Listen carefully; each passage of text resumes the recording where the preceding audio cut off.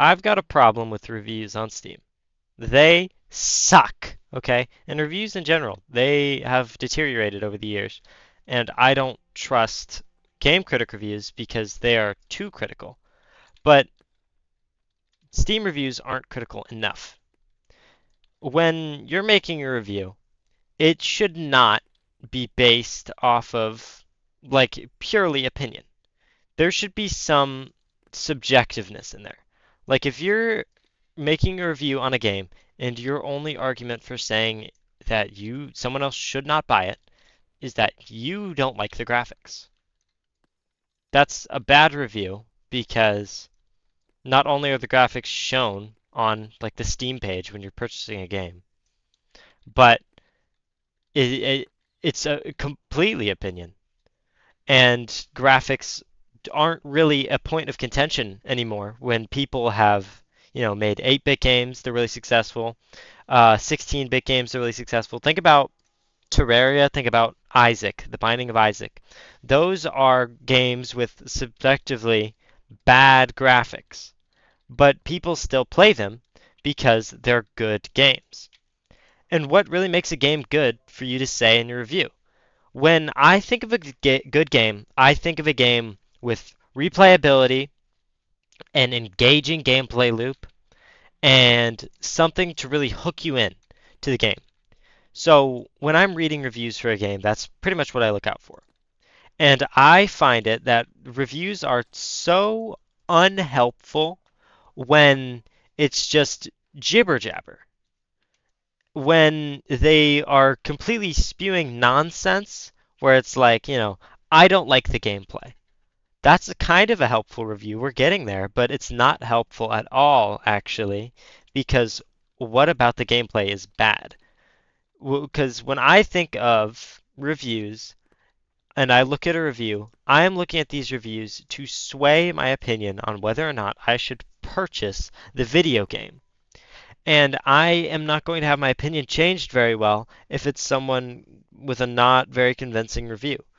Like, oh, I don't like this game, so I'm reviewing it bad. That doesn't help me. That just says that someone doesn't like it. And there are unpopular opinions. So that could just be an unpopular opinion, like someone saying, I hate GTA 5. That's an opinion you could have. It's not very agreed upon. But let's just say a few people had that unpopular opinion. And I go to read reviews for GTA 5 to see if I want to buy it or not. And I'm looking, and they all just say, I don't like the game.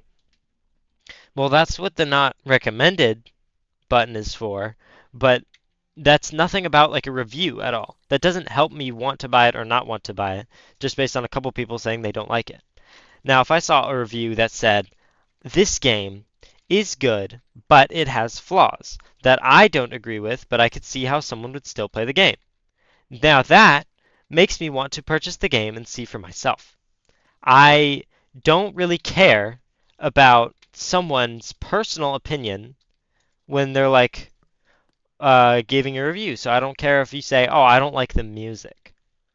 Or I think that I think that it looks clunky. That's not a very helpful review because that's just completely your opinion.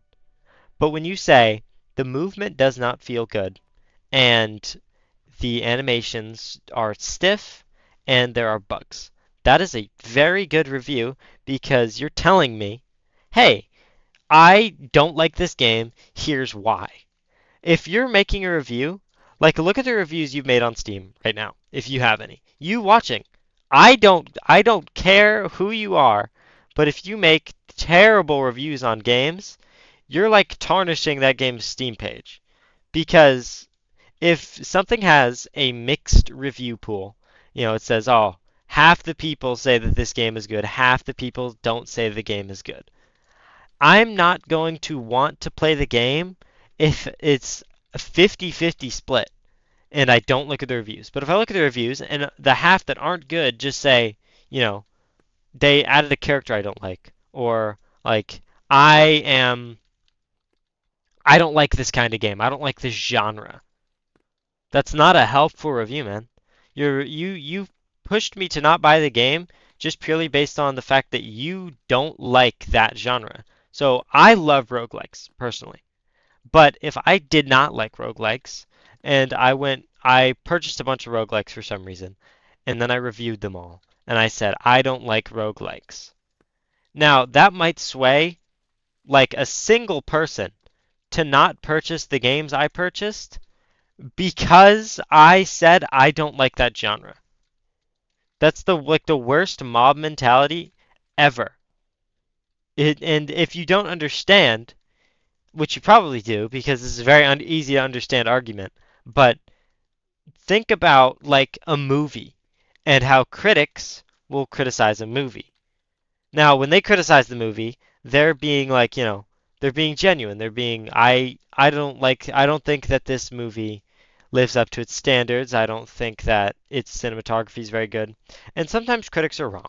Most of the time critics are wrong because they hold too high of standards.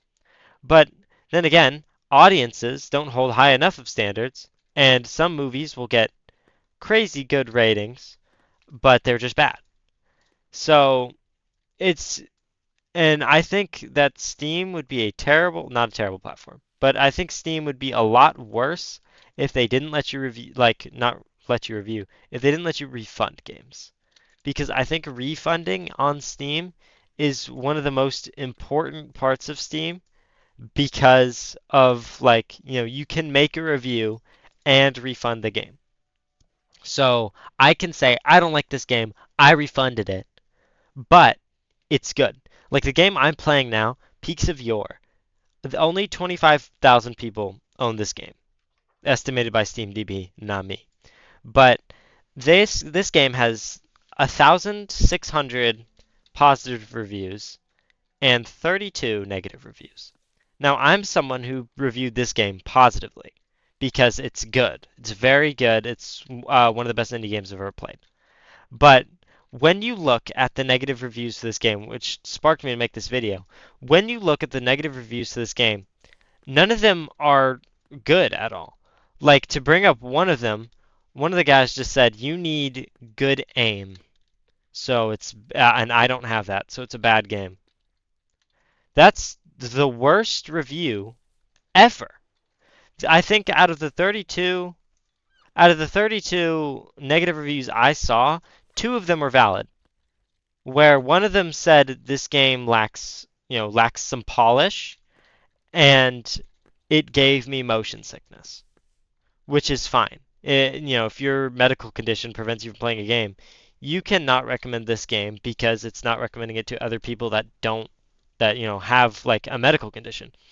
But just saying, I don't have good aim, so I don't recommend you play this game. That's stupid, man. You got to start thinking. You got to start thinking with your head. And all the other negative reviews are literally people glazing the game, but just being like, I couldn't beat the last mountain. Which, like, yeah, it's understandable. You don't recommend someone would play this because you think they would not beat the mountain either and they'd be sad about it. And then there are a few where it's just like, it's not my type of game, but it's really good. That just, like, shows how incredible this video game is. Go play it if you haven't. Um, it's one of my favorite games of all time. Not that you care, but I'm just saying, don't shoot the messenger, but I think that people need to take a step back and think about why they're making a review. When you make a review, you're not making it for yourself, you're making it for someone else. That's why there's recommended and not recommended, and not I like it and I don't like it. You're either recommending it to somebody or you're not recommending it to somebody. So when you say, I don't like this game, that's not a reason you shouldn't recommend it to somebody. You should actually have a reason why. And I think that it's just, I think people need to think about that more. So, like and subscribe. Like and subscribe. Like and subscribe. Like and subscribe now. Like and subscribe for negative Steam reviews.